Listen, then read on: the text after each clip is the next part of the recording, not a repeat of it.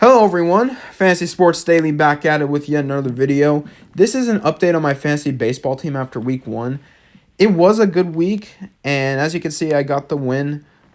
And I have, at least in my opinion, a solid team with 5 fantasy aces. Unfortunately, one of my aces, Justin Steele, is going to miss the entire month of April with a hamstring strain. But that doesn't really matter because now I have the ability to add streamers while Steele is sidelined, and I am wishing Steele to have a speedy recovery. Aaron Nola was a little bit disappointing, but it was a tough matchup against the Braves, and every pitcher has a blow-up start.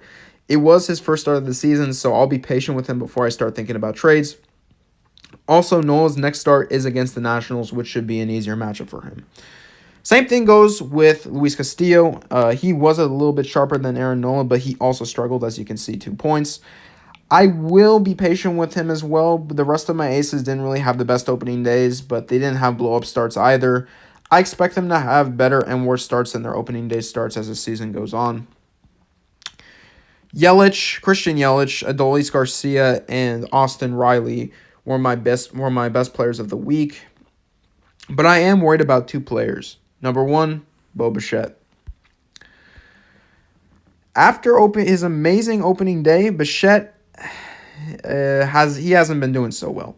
Also, he's had some neck spasms that have kept him out for a couple days. The Blue Jays are saying that's a day-to-day injury, but I think that he might find himself on the 10-day injury list and sit out the minimum, knowing his injury history.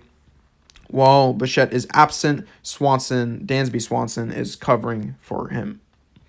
Number 2, Jeff McNeil has 1 single in 4 games. Well, now, here's the thing. McNeil, I will be a little less patient because he's supposed to be a 300 hitter when he's right. But I didn't expect him to hit anywhere close to 300 this season. I needed a second baseman to fill the position, and McNeil was just there.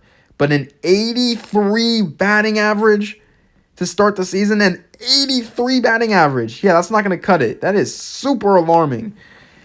Todd Mieman, who's on the bench, he's on the injured list right now, the 10-day injured list, because he had surgery on his wrist over the offseason. When he comes off the IL, he might just take over for McNeil because I think he might be better. And because I have 2 Mets players on my fantasy team and they're looking like they are in 2023 form, which is not good for the Mets.